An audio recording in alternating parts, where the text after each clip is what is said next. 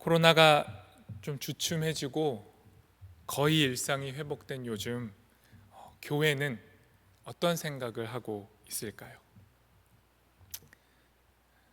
교회인 여러분께 질문을 드린 겁니다. 여러분 어떤 생각을 하고 지내고 계신가요? 코로나 이후 교회에 대해 어떤 생각을 갖고 계신가요? 대부분 기본적으로 이런 생각일 겁니다. 다시 잘 모여야겠다. 저 역시 그렇게 생각합니다. 그런데 어떻게 모이는 것이 잘 모이는 것일까? 이게 더 중요한 질문인 것 같습니다. 그저 예전처럼 동일하게 예배하고 동일한 방식으로 모이고 그저 그 형태만 비슷하게 갖추는 것은 결코 잘 모이는 것은 아닐 겁니다.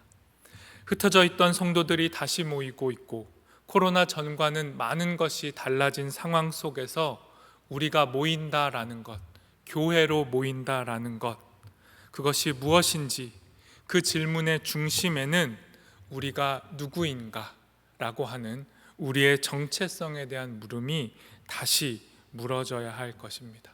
다시 말해서 우리가 누구인가를 숙고하고 우리가 누구인지를 바르게 하고 모일 때 우리는 잘 모일 수 있을 겁니다. 우리의 상황과 완전히 일치하지는 않지만 이스라엘도 오래전에 흩어졌다가 다시 모이게 된 상황들이 있었습니다. 역사 속에서 이러한 경험들이 이스라엘에게 있었는데요. 그 대표적인 것이 바벨론 포로 생활에서의 귀환입니다. 바벨론에게 나라를 잃고 세계 곳곳으로 흩어져 지내야 했던 이스라엘이 바벨론이 무너지고 나서 바사라는 제국에 의해서 고향으로 돌아오게 됩니다. 그리고 돌아온 고향에서 새로운 삶을 시작하게 된 것이죠. 70년 만의 귀향이었기 때문에 고향으로 돌아온 사람들도 또 고향 땅도 전과는 달랐습니다. 전과 달라진 사람들이 전과 달라진 땅에 모여서 모임을 해야 되는 상황이 이스라엘에게도 있었습니다. 그리고 고향으로 돌아온 사람들이 할 일은 단순한 나라의 재건을 넘어서서 하나님의 나라를 재건하는 일이었습니다. 그냥 나라를 다시 세우는 것이 아니라 하나님이 주인 되시는 나라를 세우는 것, 이것이 이스라엘의 정체성이었고 사명이었습니다. 죄악으로 인해서 하나님이 떠나가셨다가 다시 하나님께서 돌아오셔서 이스라엘에게 하나님의 나라를 세우게 하신 겁니다. 그리고 친히 하나님이 왕이 되시겠다라고 말씀하셨습니다. 이 말씀을 준행하는 게 이스라엘의 사명이었습니다. 그리고 이 사명을 감당했던 세 명의 인물이 있습니다. 그 세 명은 스룹바벨, 에스라, 그리고 느헤미야, 이 세 사람입니다. 표를 한번 보여주시겠습니까? 표는 아니고, 저 세 사람이 돌아온 이스라엘에서 각각 역할을 감당했는데요. 먼저 스룹바벨이 제일 먼저 돌아왔습니다. 스룹바벨은 보통 원래대로 하면 왕의 혈통을 이어받았어야 할 사람인데 총독이라는 임무를 부여받고 돌아온 사람이었습니다. 스룹바벨이 해야 했던 첫 번째 사명은 성전을 재건하는 거였습니다. 나라를 재건하는데 가장 먼저 재건해야 되는 게 성전이었습니다. 하나님의 나라를 재건해야 했기에 성전부터 재건을 해야 했던 것이죠. 그리고 약 70년이 지난 뒤에 에스라가 이제 또 예루살렘 땅으로 돌아옵니다. 그리고 에스라의 사명은 토라라고 불리는 모세오경, 그 구약의 성경을 중심으로 하나님의 백성의 정체성을 재건하는 것, 이것이 에스라에게 주어진 사명이었습니다. 그리고 그와 비슷한 시기, 조금 뒤늦게 느헤미야가 돌아와서 성전 재건 후에 성벽을 재건하는 일을 감당했던 것이죠. 저렇게 세 사람에 의해서 무너졌던 이스라엘이 재건이 되어가고 있었습니다. 그런데 이 중에서 느헤미야하고 에스라가 거의 힘을 합쳐서 한 마음으로 움직였는데요. 비교해 보자면 느헤미야는 바사 제국이 임명한 총독이었으니까 다시 표현하면 바사 제국의 공무원이었던 것입니다. 그래서 공무원의 입장으로 와서 바사의 입장도 충족하면서 이스라엘도 회복해야 되는 아주 어려운 임무를 맡았던 사람이죠. 굳이 표현하자면 행정직인 겁니다. 행정을 맡아서 해야 했습니다. 그런데 비교해서 보자면 에스라는 두루마리 형태로 기록된 모세오경, 다시 말하면 성경을, 말씀을 관리하고 해석하고 가르치는 서기관이면서 학자였습니다. 그러니까 행정직을 맡은 리더와 말씀이라는 것을 토대로 이스라엘의 정체성을 회복해야 했던 학자가 결합해서 두 사람이 힘을 모아서 이스라엘 재건을 위해 노력했던 겁니다. 그래서 랍비 유대교 전통에서는 모세 다음으로 가장 중요한 사람이 에스라입니다. 모세는 이집트 제국으로부터 히브리 노예들을 탈출시켜서 이스라엘이라는 하나님의 백성이라는 정체성을 가진 나라를 성립했다면, 에스라는 바벨론 제국으로부터 제2의 출애굽, 포로 귀환과 같은 사건을 감당하면서 그 속에서 다시 한번 잃어버렸던 하나님의 백성이라는 정체성을 회복했던 인물이었기 때문에 모세와 견주어서 모세만큼 중요한 인물로 에스라가 여겨졌던 겁니다. 이 에스라가 자기의 땅으로 돌아와서 한 일이 있습니다. 그게 뭐냐면 레위인들과 힘을 합칩니다. 그래서 말씀을 이스라엘 백성들에게 읽어줍니다. 근데 단순히 읽어준 게 아니라 말씀을 읽어주고 또 알아듣기 쉽게 풀어서 설명해 줬습니다. 해석을 해 주었던 거죠. 에스라를 통해서 포로에서 귀환한 이스라엘 사람들은 하나님의 말씀을 다시 듣게 됩니다. 무려 70년이나 하나님의 말씀에서 벗어나 있었기 때문에 마치 처음 듣는 이야기처럼 그렇게 다시 하나님의 말씀 앞에서 자신들이 누구인지 민족의 정체성을 회복하고 형성해 갔던 것이죠. 그런데 이 과정이, 이 말씀으로 정체성을 세워간다라는 게 쉬운 일이 아닙니다. 우리에게도 쉬운 일이 아니고 이스라엘에게도 쉽지 않았습니다. 고향으로 돌아온 이스라엘 사람들이 그저 순순히 하나님의 말씀을 달게 경청했던 게 아닙니다. 하나님의 백성다운 삶의 태도를 유지해야 하는데 전혀 그렇지 못한 삶을 살았습니다. 하나님의 말씀과 하나님 백성의 삶이 너무도 크게 어긋나 있었습니다. 이런 상황 속에서 에스라가 기도한 겁니다. 그래서 오늘의 본문은 눈물로 기도하고 있는 에스라의 기도입니다. 이런 비참한 상황, 무언가 멀리 하나님으로부터 떨어져 있다가 다시 돌아와서 무언가를 새롭게 해야 하는 상황인데, 우리처럼 코로나 이후에 교회를 새롭게 세워가야 할 막막한 상황 속에서 에스라가 하나님 앞에 드렸던 기도, 그 기도가 무엇인지 오늘 살펴보고, 무언가 새롭게 시작하는데 가장 중요한 것이 또한 무엇인지를 함께 돌아봤으면 좋겠습니다. 오늘의 본문 에스라 9장 5절에서 6절 제가 읽겠습니다. 저녁 제사를 드릴 때에 내가 근심 중에 일어나서 속옷과 겉옷을 찢은 채 무릎을 꿇고 나의 하나님 여호와를 향하여 손을 들고 말하기를, 나의 하나님이여, 내가 부끄럽고 낯이 뜨거워서 감히 나의 하나님을 향하여 얼굴을 들지 못하오니 이는 우리의 죄악이 많아 정수리에 넘치고 우리 허물이 커서 하늘에 미침이니이다. 에스라는 도저히 감당할 수 없을 만큼 불어난 이스라엘의 죄를 보게 된 겁니다. 그리고 그 죄악으로 인해서 도저히 자신의 얼굴을 하나님께 들 수가 없다라면서 탄식하고 울며 기도합니다. 이 탄식이 진심이었기 때문에 에스라는 그 슬픈 마음을 못 이기고 자기의 겉옷을 찢고 속옷도 찢어버립니다. 그리고 무릎을 꿇고 두 손을, 두 팔을 들고 하나님께 기도합니다. 에스라가 견디지 못했던 이스라엘의 죄악에 대해서 9장 2절이 이렇게 말씀합니다. 새 번역으로 제가 읽겠습니다. 이방 사람의 딸을 아내로 또는 며느리로 맞아들였으므로 주변의 여러 족속의 피가 거룩한 핏줄에 섞여갑니다. 지도자와 관리라는 자들이 오히려 이러한 일에 앞장을 섭니다. 이스라엘은 자신들이 왜 망했는지 고향에 돌아와서도 기억을 못합니다. 망각해버렸습니다. 수많은 제국들의 틈바구니 속에서 하나님을 하나님으로 인정하고 살면 안전했을 텐데, 하나님이 아닌 다른 신들, 그리고 그 다른 신들의 문화에 섞여서 다른 신들을 섬기고 그 다른 신들을 섬기는 사람들과 뒤섞여서 살아갈 때 이스라엘은 버림을 받았습니다. 그러니까 지금 에스라가 목격하고 있는 이스라엘의 가장 심각한 죄악은 뭐냐면 뒤섞임입니다. 구별되어야 할 존재들과 구별되지 못한 죄가 뒤섞여 있는 것, 이것이 이스라엘의 가장 심각한 죄악이었습니다. 이것 때문에 에스라가 지금 울고 있습니다.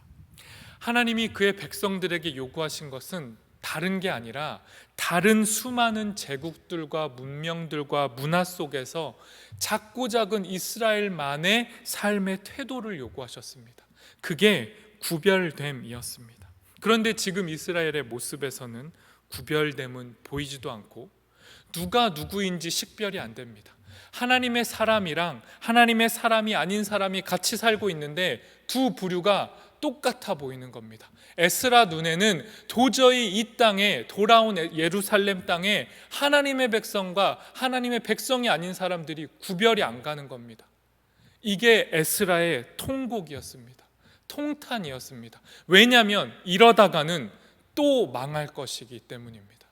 바로 이 구별되지 못함 때문에 망했었는데, 이 역사를 알고 있는 에스라는 두려웠고 아팠던 겁니다. 이렇게 살면 반드시 망한다, 또다시 흩어진다, 그게 두려웠던 겁니다.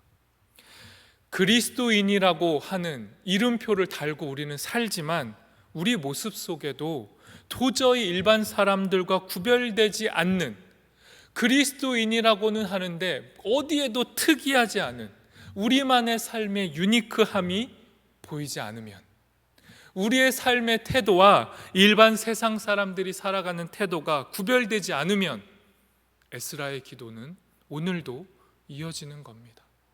우리가 잘 먹고 잘 살려고 하는 방법, 우리가 부를 축적하고 재산을 쌓는 방법, 우리가 힘들 때 울부짖으며 기도하는 기도의 제목들이 하나님 없이 사는 사람들하고 다르지 않다면 오늘 에스라의 기도가 우리에게도 필요한 겁니다. 그리고 에스라는 또 이렇게 말합니다. 지금 자신 앞에 펼쳐지는 이스라엘의 모습이 별로 특이한 거 아니다. 이미 오래전부터 이스라엘의 조상들에게서 악습으로 반복돼 왔었다라고 말합니다. 9장 7절 새 번역으로 제가 읽겠습니다. 9장 7절입니다. 읽겠습니다. 조상 때로부터 오늘에 이르기까지 우리가 저지른 잘못이 너무나도 큽니다. 우리가 지은 죄 때문에 우리뿐만 아니라 우리의 왕들과 제사장들까지도 여러 나라 왕들의 칼에 맞아 죽거나 사로잡혀 가고 재산도 다 빼앗기고 온갖 수모를 겪었습니다. 이런 일은 오늘에 와서도 마찬가지입니다. 에스라가 말합니다. 에스라는 구약 성경에 능통한 학자였습니다. 그러니 창세기부터 모세오경의 내용을 빠삭하게 꿰뚫고 있었던 사람이죠. 그 에스라가 보니 아담 이후로부터 시작된 이스라엘의 조상이라고 하는 인류의 행태는 모양만 바뀌었지 본질은 똑같다는 겁니다. 인간이 하는 태도는 하나님의 얼굴을 피해서 숨는 거고, 하나님의 얼굴을 피하니까 다른 얼굴을 찾아다녔던 것이고, 그 다른 얼굴을 찾아다니다가 결국에는 부끄러움에 다시 휩싸여서 그 얼굴들로부터 또 피해서 결국은 숨고 마는 이 일을 지금껏 반복해 왔다라고 말해주는 겁니다. 과거의 이스라엘이나 현재 에스라가 보고 있는 이스라엘의 모습이나 오늘날 우리의 삶의 모습이나 에스라의 말씀의 기준으로 보자면 별로 다를 거 없다는 겁니다. 우리 모두는 하나님을 부르짖는 듯하지만 하나님 아닌 얼굴을 찾아다니고 그 하나님 아닌 것으로 인해서 만족을 누리다가 그 만족이 유통기한이 너무 짧으니까 또다시 또 다른 신들을 찾아 헤매는 겁니다. 그렇게 찾고 찾다가 비참해진 때, 정말 갈 데가 없을 때, 그때 하나님 앞에 나오는 게 우리의 모습이라고 말씀하는 겁니다. 이렇게 비참함 속에서도 감사하게도 하나님의 은혜는 끊어지지 않았고 이스라엘을, 우리를 찾아왔습니다. 8절도 제가 세 번역으로 읽겠습니다. 그러나 주 우리 하나님께서는 비록 잠깐이기는 하지만 우리에게 자비를 베푸시어 우리 가운데서 얼마쯤을 살아남게 하셨습니다. 또한 주님께서 거룩하게 여기시는 곳에 우리가 살아갈 든든한 터전을 마련하여 주셨습니다. 하나님께서는 우리 눈에서 생기가 돌게 하시고 잠시나마 종살이에서 벗어나게 하셨습니다. 에스라가 볼 때 이스라엘은 완전히 멸망해도 될 그런 죄를 저질렀지만 하나님께서 이 이스라엘을 잊지 않으시고 잠깐이긴 하지만 이스라엘에게 자비를 베푸셨다는 겁니다. 그 자비의 결과로 이스라엘이 바벨론에게 끌려갈 때 완전히 망하지 않고 소수는 살아남았다는 것이죠. 그 살아남은 자들을 통해서 하나님이 일하신다라는 겁니다. 이게 하나님이 남겨주신 이스라엘의 은혜였습니다. 9절 말씀도 세 번역으로 제가 읽겠습니다. 우리가 종살이를 하였지만 하나님께서는 우리를 언제까지나 종살이를 하도록 내버려 두지 않으시고 오히려 페르시아 왕들에게 사랑을 받게 하여 주시고 또 우리에게 용기를 주셔서 하나님의 성전을 다시 짓고 무너진 곳을 다시 쌓아 올리게 하시어 유다와 예루살렘에서 우리가 이처럼 보호를 받으면서 살아갈 수 있게 하셨습니다. 에스라가 말하는 게 뭐죠? 하나님은 할 만큼 하셨다는 겁니다. 그저 사라져버려도 될 죄인들에게 기회를 주셨고 그들을 살려주셨고 또 다른 거대한 제국, 이스라엘이 상대할 수 없는 거대한 페르시아라는 제국, 바사 제국을 사용하셔서 그들을 통해 은혜를 받게 하시고 이스라엘 땅 예루살렘 땅으로 돌아가게 하시고 그곳에서 성전도 짓고 무너진 터를 다시 쌓고 성벽도 재건해서 그 안에서 다시 살 수 있는 기회를 주셨다는 겁니다. 그러니까 하나님 입장에서는 인간은 계속 죄를 짓고 하나님은 계속 은혜를 베푸시는 이 일방적인 사랑을 끊임없이 이어 오셨다는 거예요. 하나님은 할 만큼 하셨다는 겁니다. 인간 편에서 핑계댈 게 없다는 거예요. 그런데 이렇게까지 하나님이 하셨는데 이스라엘의 상황은 또 다시 죄악이었던 겁니다. 그래서 에스라가 이어지는 10절에서 이렇게 또 이어서 기도합니다. 제가 읽겠습니다. 우리 하나님, 주님께서 이렇게까지 하여 주시는데 주님의 계명을 저버렸으니 이제 우리가 무슨 말씀을 드릴 수 있겠습니까? 에스라만은 그래도 하나님 앞에 부끄러움을 알았던 사람입니다. 그러니 얼굴을 감히 들을 수가 없었지만 하나님께 이야기하는 겁니다. 고백하는 겁니다. 하나님의 은혜는 이토록 차고 넘쳤는데 우리는 이제 여기까지 와서도, 고향으로 돌아와서도 또 다시 뒤섞임의 죄를 범하고 있으니 이제 우리를 쓸어버리셔도 우리는 할 말이 없습니다. 이 에스라엘의 본심이 13절에서 자세히 드러납니다. 13절 제가 읽겠습니다. 우리가 당한 일은 모두 우리가 지은 죄와 우리가 저지른 크나큰 잘못 때문입니다. 그렇지만 주 우리의 하나님은 우리가 지은 죄에 비하여 가벼운 벌을 내리셔서 우리 백성을 이만큼이나마 살아남게 하셨습니다. 이스라엘이 저지른 죄에 비해서 하나님이 내리신 벌은 가벼웠다라고 말합니다. 그런데 우리가 하나님 앞에서 고백하는 기도와는 너무 다르죠. 우리는 우리가 하나님 앞에 저지르고 있는 죄의 모습, 부끄러움의 모습을 고백하는 것이 아니라 하나님께 가혹하다라고 기도할 때가 훨씬 많죠. 하나님, 이건 너무하신 것 같습니다. 내가 저지른 죄에 비해서 벌이 너무 가혹합니다. 이게 우리의 기도인데 에스라의 기도는 정반대입니다. 이스라엘이 저지른 죄에 비해서 하나님의 벌이 가볍다라는 거죠. 14절도 14절의 기도도 제가 읽겠습니다. 그러므로 다시는 주님의 계명을 어기지 않아야 하였습니다. 역겨운 일을 저지르는 이방 백성들과 결혼도 하지 않아야 하였습니다. 이제 주님께서 분노하셔서 한 명도 남기지 않고 없애버린다고 해도 드릴 말씀이 없습니다. 모든 상황을 판단하고 분석한 에스라가 이렇게 말하는 겁니다. 이스라엘이 살아남을 길은 이방 백성들과 결혼을 하지 않는 것이었다.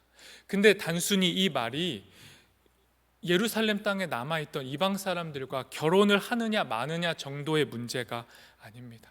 에스라가 말하고 있는 것은 이스라엘이 다시 이방과 섞임을 통하여 하나님 아닌 다른 얼굴을 찾아 나서는 것. 말로는 하나님의 백성이라고 하지만 하나님이 아닌 문명의 방식, 제도권의 방식을 따라서 다시 생존 방법, 자신들이 살아남을 길을 하나님 아닌 얼굴들을 통해 찾게 된다면 이스라엘은 생존할 수 없다라고 말씀하고 있는 겁니다. 그러니 우리에게 이 말씀이 우리에게 전하는 바는 단지 그리스도인이니 깨끗하게 살아야 된다. 세속의 문화와 결탁하면 안 된다. 그저 교회에 나와서 교회가 정해준 종교의 방식, 신앙의 행위를 열심히 하면 구별될 수 있다의 말씀이 결코 아닌 겁니다. 본질적으로 우리가 누구인지, 하나님 앞에 어떤 사람들인지를 기억하라라고 말씀하는 겁니다. 그리고 우리가 누구인지를 에스라가 9장 15절 마지막 말씀을 통해 우리에게 들려줍니다. 세 번역으로 제가 읽겠습니다. 그렇지만 주 이스라엘의 하나님 주님은 너그러우셔서 우리를 이렇게 살아남게 하셨습니다. 진정 우리는 우리의 허물을 주님께 자백합니다. 우리 가운데서 어느 누구도 감히 주님 앞에 나설 수 없습니다. 여러분 9장 15절이 에스라의 결론인데요, 여기에 우리의 정체성이 담겨져 있습니다. 혹시 보이시나요? 우리의 정체성. 세 번역으로만 읽으면 도저히 안 보입니다. 정반대의 해석이 필요한데요, 그 해석이 개정개혁에도 잘 안 나옵니다. 공동번역, 가톨릭과 같이 보고 있는 공동번역 개정으로 볼 때 좀 더 명확한데요, 제가 읽겠습니다. 야훼 이스라엘의 하느님이여, 하느님께서 만일 너그럽지 않으셨던들 오늘 우리는 이렇게 살아남지 못하였을 것입니다. 이런 죄를 지니고 어찌 하느님 앞에 나서겠습니까? 죄를 지닌 것들이기에 이렇게 하느님 앞에 엎드렸습니다. 여러분 찾으셨나요? 우리의 정체성이 뭔가요? 죄를 안 짓는 존재들이 아니라 하나님 앞에 구별되어서 바르게 살아가는 존재들이 아니라 우리의 정체성은 죄를 지닌 것들입니다. 죄를 지니고 있어서 하나님이 은혜를 주셔서 깨닫게 해주셔도 그 은혜 까먹고 다시 죄를 짓는 게 우리의 정체성입니다. 그런데 여기서 그치지 않고 죄인인 것들, 죄를 지닌 것들인 우리가 해야 할 일이 있습니다. 그게 뭐냐면 하나님 앞에 다시 엎드리는 겁니다. 하나님의 백성의 정체성이 이것입니다. 실패하고 돌이키고 은혜를 받은 것 같아도 다시 또 실패하는 이 반복의 실패 역사를 반복하는 것이 이스라엘이었고 오늘날 우리입니다. 의로우신 하나님 앞에 매 순간 철저하게 실패해왔던 존재가 이스라엘입니다. 하나님의 백성이라 불릴 자격을 스스로가 버려버렸던 게 이스라엘이었습니다. 그래서 에스라가 볼 때는 이스라엘은 갈 데가 없는 거죠. 더 이상 도망칠 곳이 없는 모습이 이스라엘의 모습이었습니다. 그때 에스라가 말한 겁니다. 더 이상 도망칠 곳이 없는 게 비참한 이스라엘의 현실이고 눈물 나는 죄악의 실체지만 그래서 이스라엘과 나는 하나님 앞에 다시 엎드려야 한다. 뻔뻔하고 염치 없지만 범죄한 이스라엘, 무능한 이스라엘, 실패한 이스라엘이 할 수 있는 유일한 행위는 다시 하나님 앞에 가는 겁니다. 뻔뻔하게 또 가서 또 잘못했다라고 하나님 앞에 굴복하고 기도하는 것, 이게 우리의 할 일이고 우리의 정체성입니다. 자격이 없기 때문에, 아무런 소망과 능력이 없기 때문에 우리는 하나님 앞에서 항복해야 하는 존재들입니다. 하나님, 우리가 여기 있습니다.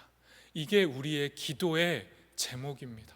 하나님, 제가 능력이 있고 열심히 있어서 나름 여기까지 하나님을 섬겨왔습니다 라는 게 우리의 기도가 아니라, 하나님 앞에 우리는 오늘도 실패하고 부정한 존재고 죄의 노예이고 감히 하나님 앞에 얼굴을 들 수 없을 만큼 하나님과 얼굴을 마주할 수 없는 존재들이지만, 그렇게 부끄러운 존재들이지만 다시 뻔뻔하게 하나님의 얼굴을 보고 싶습니다.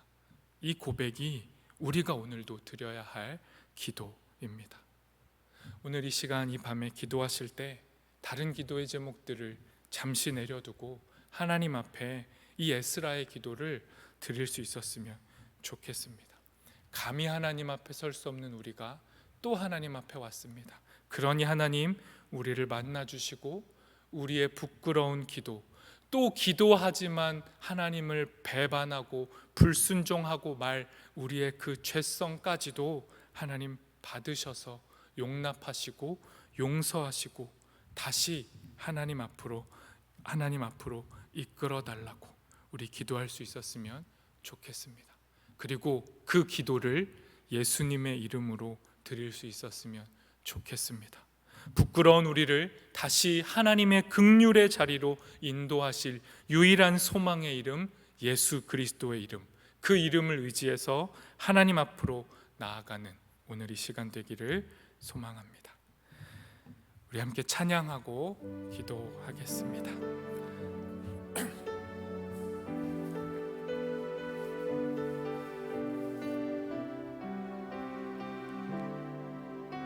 함께 고백하겠습니다.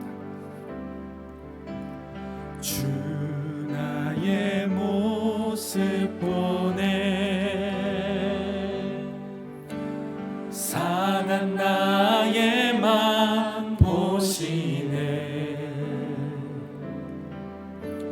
주 나의 눈물 안에 홀로 울던 마 아시네. 주 사랑 내게 있네. 주 사랑 내게 있네. 그 사랑이 날 채우네. 그 사랑이 날 채우네. 주 은혜 내게 있네. 그 은혜로 날 세우네. 세상 소망 다 사라지고 세상 소망 다 사라져가도 주의 사랑은 끝이 없으니 살아가는 이 모든 순간이 주 은혜임을 나는 믿네. 주 나의 모습 보네. 주 나의 모습 보네. 상한 나의 맘 보시네. 주 나의 눈물 안에 홀로 울던 마 아시네. 주 사랑 내게 있네. 주 사랑 내게 있네. 그 사랑이 날 채우네. 그 사랑이 날 채우네. 주 은혜 내게 있네. 주 은혜 내게 있네.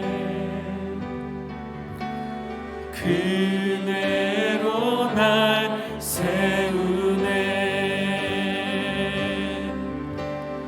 세상 소망 다 사라져가도 주의 사랑은 끝이 없으니 살아가는 이 모든 순간이 주 은혜임을 세상 소망 다 사라져가도